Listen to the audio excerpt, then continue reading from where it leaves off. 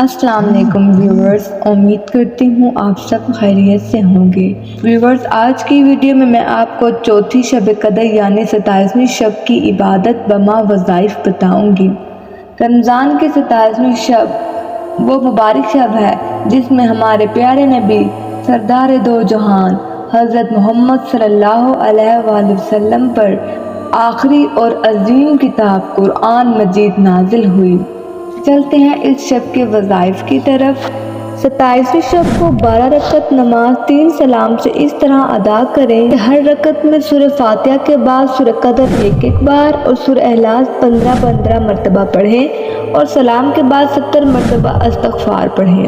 اس کے پڑھنے کی فضیلت یہ ہے کہ اللہ تعالیٰ اس نماز کے پڑھنے والے کو نبیوں کی عبادت کا ثواب عطا فرمائے گا۔ اس کے علاوہ 27ویں شب قدر کو 2 رکعت نماز پڑھیں۔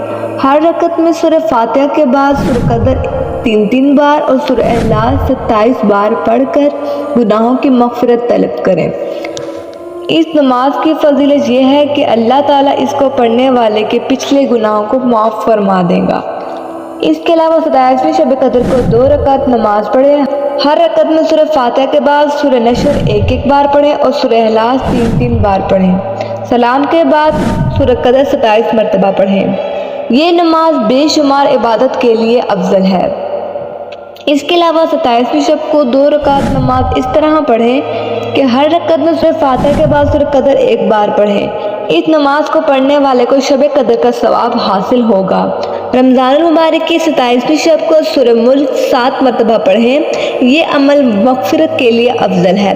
اسی طرح رمضان المبارک کی 27ویں شب کو سورہ واقعہ پڑھیں، انشاءاللہ رزق میں برکت رہے گی۔ حضرت علی رضی اللہ عنہ فرماتے ہیں، جو شخص شب قدر میں سورہ قدر 7 بار پڑھتا ہے، اللہ تعالیٰ اسے ہر مصیبت سے نجات دیتا ہے۔ 70,000 فرشتے اس کے لیے جنت کی دعا کرتے ہیں، اور جو جمعۃ الوداع کے دن نماز جمعہ سے قبل سورہ قدر 3 مرتبہ پڑھ لیتا ہے، اسے اس دن کے نمازوں کی تعداد کے برابر نیکیاں عطا کی جاتی ہیں۔ ویورز، امید کرتی ہوں آپ کو میری یہ ویڈیو پسند آئی ہوگی۔ اس دعا کے ساتھ کہ اللہ پاک مجھ پر، آپ پر اور میرے پیارے ملک پاکستان پر اس ببرکت مہینے کے صدقے اپنی بے شمار رحمتیں اور برکتیں نازل فرمائیں۔ آمین ثم آمین۔